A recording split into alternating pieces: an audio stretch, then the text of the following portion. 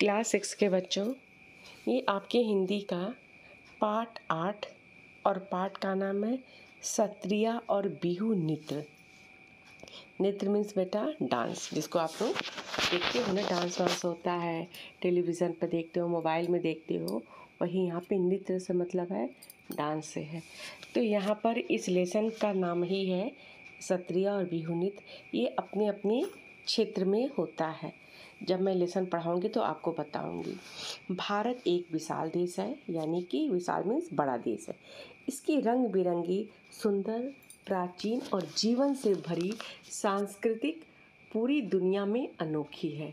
भारत के प्रत्येक स्थान का नृत्य, संगीत, कला, खान पान, भाषा, पहनावा, रहन सहन के तरीके सब कुछ इतना मोहक मीन्स सुंदर है कि पूरी दुनिया के से लोग भारत की ओर खींचे चले आ जाते हैं।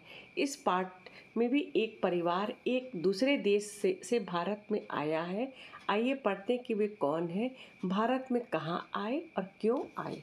ठीक, इसको ध्यान से जब पढ़ेंगे इसमें तब आपको पता चलेगा बेटा कि ये किस देश के हैं और यहाँ पे किस राज्य में आए थे भारत के। एंजेला लंदन के जाने माने इलाके कैर्जिटन में रहती थी। उसका स्कूल घर से दूर नहीं था। उसका कोई सगा भाई बहन भी नहीं था। यानी एंजेला नाम की लड़की थी, वो लंदन में रहती थी। लंदन में किस जगह? केंजिंगटन में रहती थी। उसका स्कूल में घर से, उसका स्कूल जो था जहाँ पढ़ने जाती थी वो घर से बहुत दूर नहीं था, लेकिन उसका कोई सगा भाई बहन नहीं था, यानी ओनली सिंगल बेबी थी वो। उसे जेम्स और कीरा नाम के दोस्तों के साथ समय बिताना पसंद था। यानी उसके जो दोस्त थे, कौन थे? जेम्स और कीरा। वे सब आपस में मिलकर कई काल्पनिक खेल खेला करते थे। काल्पनिक मीन्स अपने मन में कुछ भी इमेजिन सोच लेते थे और उसी को खेला करते थे। उन्हें ऐसी कहानियों का पात्र बनने का मज़ा आता था। यानी कोई कहानी में वो जैसे होता था, किरदार चरित्र होता था, वो खुद भी ऐसे बन के अपना खेल खेलते थे और उन्हें बड़ा मज़ा भी आता था, जिनमें दूर दराज की दुनिया का जिक्र होता था। जिक्र में चर्चा, बातचीत। एंजेला को हर उस कहानी से प्यार था जिसमें उसे ताजमहल, एफिल टावर या कोलोजियम की यात्रा पर जाना हो। उसे बिल्कुल अंदाज़ा नहीं था कि जल्दी ही यात्राओं की उसकी ये कहानी सब सच साबित होने लगेगी। यानी कि जो वो लोग काल्पनिक दुनिया में या जो देश और अन्य देशों के जो बहुत ही चर्चित चीज़ें थी, उनको ये सब चीज़ों में बहुत मज़ा आता था पढ़ने में, सुनने में, देखने में। लेकिन उसको नहीं पता था कि जो काल्पनिक खेल खेलते थे, कभी उनका कल्पना करना सच साबित हो जाएगा। ये जल्दी ही यात्राओं की कहानियाँ सच साबित हो जाएंगी। एंजेला की माँ एलेंसेड्रा एक डॉक्यूमेंट्री फिल्म निर्माता भी थी। यानी कि एंजेला की जो माँ थी वो एक छोटी छोटी डॉक्यूमेंट्री होती है, किसी भी चीज़ पर सर्च करके उसकी वो मेकर थी या निर्माता थी। उन्हें लंदन की ब्रिटिश अकादमी से असम की नृत्य परंपरा का पर एक डॉक्यूमेंट्री बनाने के लिए वित्तीय मदद दी गई थी। वित्तीय होता है बेटा कि उनको एक असम में एक नृत्य की कैसे उनका कल्चर है, उस पे उनको जो है डॉक्यूमेंट्री बनाने के लिए वित्तीय मीन्स पैसा, मनी। ठीक, वित्तीय में होता पैसे उनको दिया गया था कि पैसे की से मदद की गई थी कि जाएं और वहाँ पर उस चीज़ को देखें और उस पर एक डॉक्यूमेंट्री बनाएं। पेचीदा बात यह थी कि उनके पास इस काम को पूरा करने के लिए सिर्फ 1 महीने का वक्त था। यानी कि उनको ये काम सिर्फ 1 मंथ में, 1 महीने में ही पूरा करना था। उन्होंने एंजेला के स्कूल से उसकी बसंत की छुट्टियों, बसंत ऋतु होता है बेटा जो हम लोगों के बसंत पंचमी वगैरह जनवरी फरवरी का महीना होता, उस समय की छुट्टियों में 1 हफ्ते बढ़ाने की अनुमति ले ली। यानी कि एंजेला के स्कूल में उसकी मम्मी ने उसकी छुट्टियों को 1 हफ्ते और बढ़ाने की अनुमति, स्कूल से अनुमति, परमिशन ले लिया, जिससे एंजेला और उसके पिता ब्रायन भी उनके साथ जा सके। यानी एंजेला के साथ उसके फादर ब्रायन भी उसके साथ गए। एंजेला बहुत जल्दीबाजी में बनाई गई इस यात्रा की योजना से हैरान भी थे। यानी कि एंजेला के पिता जो थे, इतनी जल्दी में बनाई गई यात्रा से वो हैरान भी थे, पर उसकी माँ समय से यह काम पूरा कर सके, इसलिए वे सभी जल्दी से तैयार हो गए। जब तक एंजेला कुछ समझ पाती तब तक वह लंदन से नई दिल्ली होते हुए गुवाहाटी की उड़ान पर थी। यात्रा के दौरान माँ ने एंजेला को असम की खूबसूरती के बारे में बातें बताई। असम भारत के उत्तर पूर्वी क्षेत्र में है। उत्तर में, जैसे बेटा भारत, आपने हिमालय का नाम सुना होगा, तो भारत के उत्तर में हिमालय है। तो उत्तर पूर्वी क्षेत्र में जिसे जिसे अपने वन्य जीवन, वन यानी जो वन से संबंध जीवन है, जहाँ के जंगल में लोग रेशम और चाय के बगानों के लिए जाना जाता है। गुवाहाटी असम की चाय वगैरह के लिए जाना जाता है ये राज्य।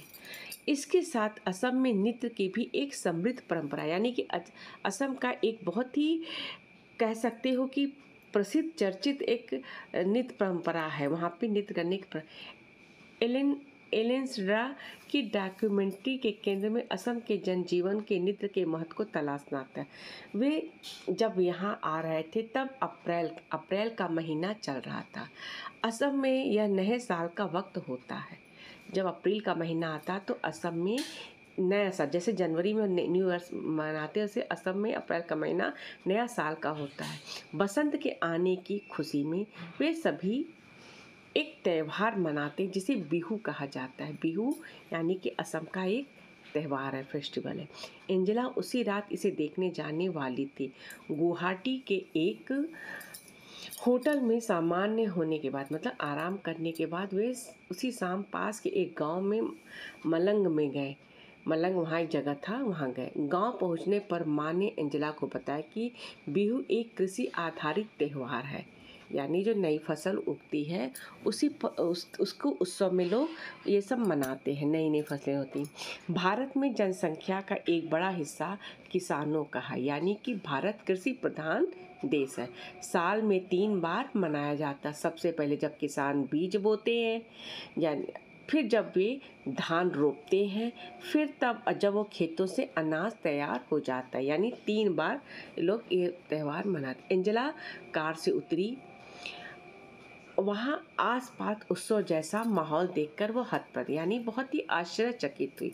वहाँ एक बड़े से बरगद के पेड़ के नीचे मंच बनाया गया। वहाँ जंगल लोगों से भरी हुई थी। एंजेला ने एक पेड़ के नीचे एक साथ इतने लोगों को पहले कभी भी नहीं देखा था। वो विदेश से आई थी, उसको ये सब कल्चर बड़ा ही अलग लग रहा था। वहाँ खुले आसमान के नीचे लोगों के बीच बैठकर उसे ऐसा लग रहा था जैसे वह आश्चर्यजनक रूप से किसी टाइम मशीन में आकर बैठ गई है। यह क्या, वह उस वक्त किसी सपनों की दुनिया में थी। मंत्रमुग्ध होकर, यानी बहुत ही आनंदित होकर वहाँ लड़के लड़कियों को वसंत ऋतु के आगमन का नृत्य करते देख रही थी। एंजेला इस बात पर ध्यान दिया कि लड़कों ने वाद्य यंत्र ले रखा, यानी कुछ बजाने वाला इंस्ट्रूमेंट ले रखा था, और लड़कियों ने लाल और बादामी रंग की गहरी डिजाइन वाली खूबसूरत पोशाक यानी ड्रेस पहन रखी थी। वे सभी काफ़ी रंगीन और मस्त लग रहे थे। उनका हिलता डुलता शरीर, हाथ पैर की हलचल, वे ये समझ रहे थे कि वे मौज मस्ती में नृत्य में खोए हुए। उनकी इच्छा हुई कि वह भी अपने घर पर बसंत के आगमन पर ऐसे नृत्य करेगी। ऐसा एंजेला ने सोच रही थी कि जैसे यहाँ हो रहा वैसे मैं भी घर पे जाके ऐसे ही नृत्य प्रस्तुत करेंगे, जैसा कि इस चित्र में दिखाया गया है। बिहू नृत्य और इसके उत्सव से अचंभित एंजेला ने, उसके परिवार ने इसके साथ साथ लजीज पकवान का पूरा आनंद, यानी अच्छे बढ़िया खाना खाने को मिला, उसका आनंद लिया। जब वे वापस लौटे तब माँ ने एंजेला से पूछा कि उसको बिहू कैसा लगा। एंजेला के मन में कई तरह के विचार चल रहे थे। उसे अच्छा लगा। इस उत्सव नृत्य और दोनों को बिहू कहा जाता है।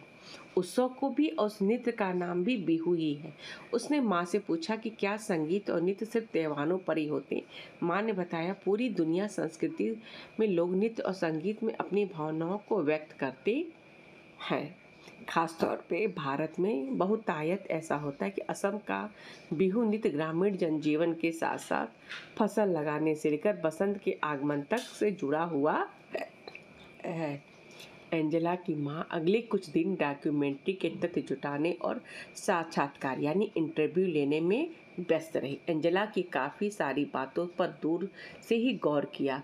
उसकी मां ने ये भी ध्यान दिया कि एंजेला को क्या क्या चीज़ें अच्छी लगी, क्या चीज़ों से बहुत हुई या क्या, वो सब भी बातों पर उन्होंने ध्यान दिया और उन्होंने महसूस किया कि लंदन के जीवन से यहाँ का सब कुछ कितना अलग है।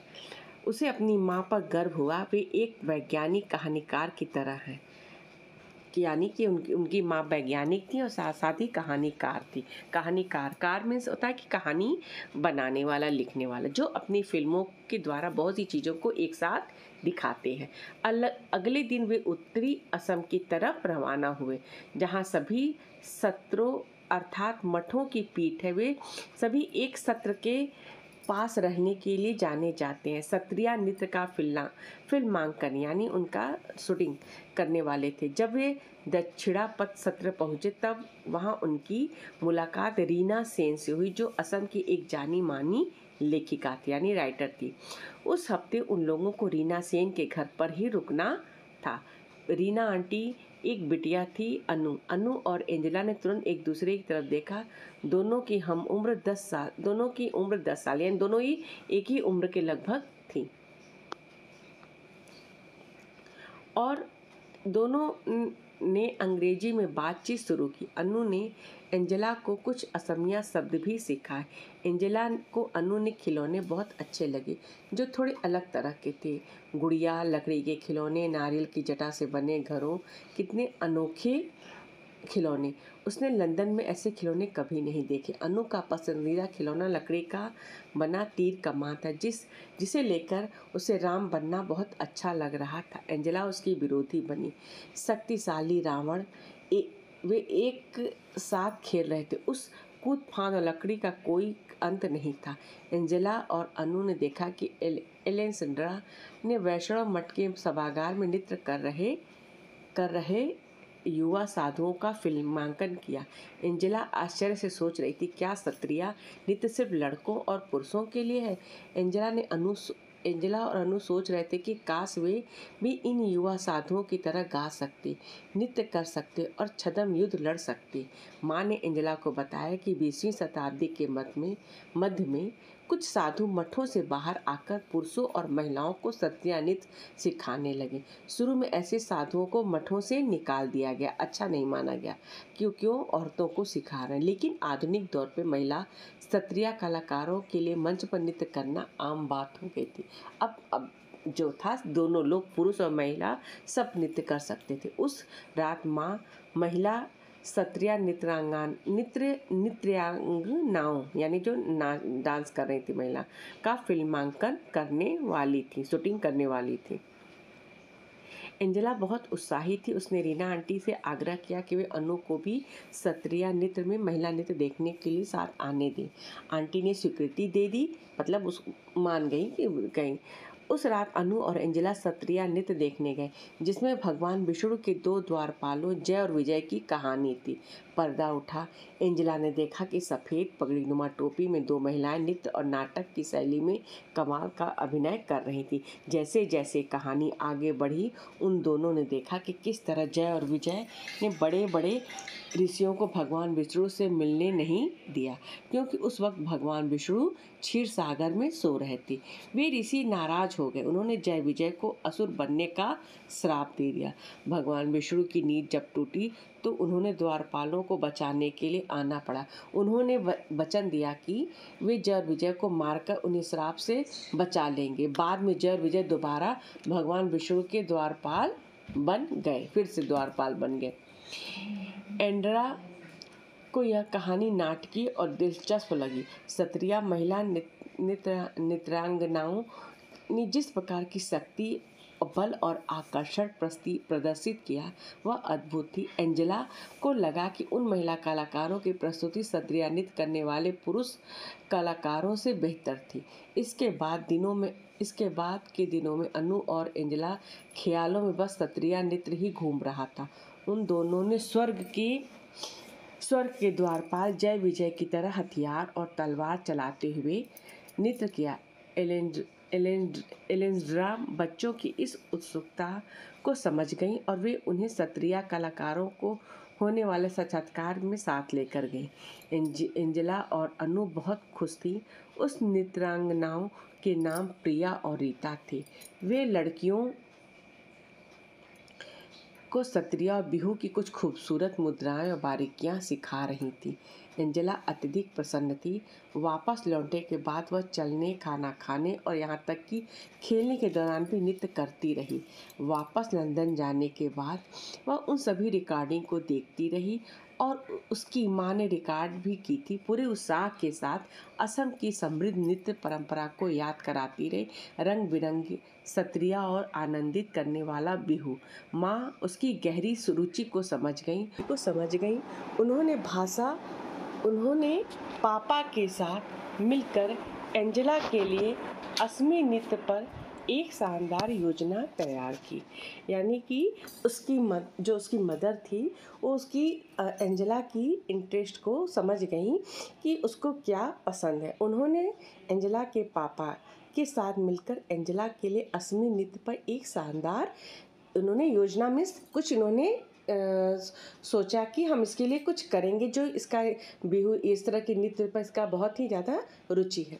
एंजेला ने लंदन में अपनी कक्षा में, अपनी क्लास में स्वयं खुद किए गए नृत्य की वीडियो रिकॉर्डिंग के साथ उसका प्रदर्शन किया। इसका बिहू नृत्य का जो देख के वहाँ से आई थी असम से।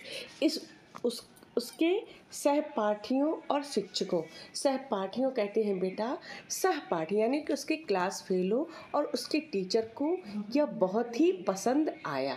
एंजेला इस बात से बहुत रोमांचित थी, यानी बहुत ही उत्साहित थी, खुश थी, प्रसन्न थी और असम के खूबसूरत नृत्यों की झलक उन सभी को दिखा पाई। यानी कि वो लंदन में रहते थे तो उन लोगों को भी, जो उनके टीचर थे, उनके क्लास फेलो थे, उनको जब वो नृत्य उसको दिखाई अपनी ये ना, तो उन लोगों को भी बहुत ही अच्छा लगा, उसे बहुत अच्छा लग रहा था। माँ को भी हर बार ऐसे ही अच्छा लगता होगा जब वे कोई फिल्म बनाती होंगी। अब एंजेला के पास अपने लिए असम के नृत्यों, बिहू और सत्रिया के साथ अपना खुद का मनोरंजन भी था। जैसे कि एंजेला को अब एक नया संसाधन मिल गया था, एक नया इंटरेस्ट मिल गया था डांस करना। और वो वहाँ से जब आई असम से, सब देख के तो उसको बहुत अच्छा लगा। बेटा इस पाठ को लिखा है जया मेहता, ठीक, लेखिका का नाम है जया मेहता और इसको अनुवाद किया है शिवेंद्र कुमार सिंह। अब लेखिका से परिचय, ठीक, जो लिखी उनसे परिचय। जया मेहता खुद एक नृत्यांगना, यानी कि वो खुद नृत्य करती हैं, लेखिका हैं, शिक्षिका हैं। कौन? जया मेहता। और आप जैसे बच्चों की मित्र भी हैं, यानी कि फ्रेंड हैं, इसलिए तो वे इतनी सरलता से आपके लिए भारतीय नृत्यों की सुंदरता और बारीकियों को, मतलब कि बहुत ही छोटी छोटी चीज़ों को शब्दों में पिरो लेती हैं, मतलब शब्दों में उसको बता देती हैं। इनका जन्म 1977 में हुआ। यह पाठ उनकी भारतीय नृत्यों से जुड़ी एक पुस्तक नृत्य कथा से लिया गया है, जिसका हिंदी अनुवाद शिवेंद्र कुमार सिंह और चित्रांकन में चित्रों को सुरबा नतालिया ने किया है। जया मेहता स्वयं भी ओडिसी नृत्य में पारंगत है, यानी कि परफेक्ट है। वो खुद भी ओडिसी नृत्य करती हैं और कई वर्षों से देश विदेश में नृत्य प्रस्तुतियाँ दे रही हैं। तो बेटा मैं समझती हूँ कि तुमको थोड़ा समझने में आसानी हुई होगी कि इस पाठ का नाम सत्रिया और बिहू क्यों रखा गया, सत्रिया और बिहू नृत्य, ठीक।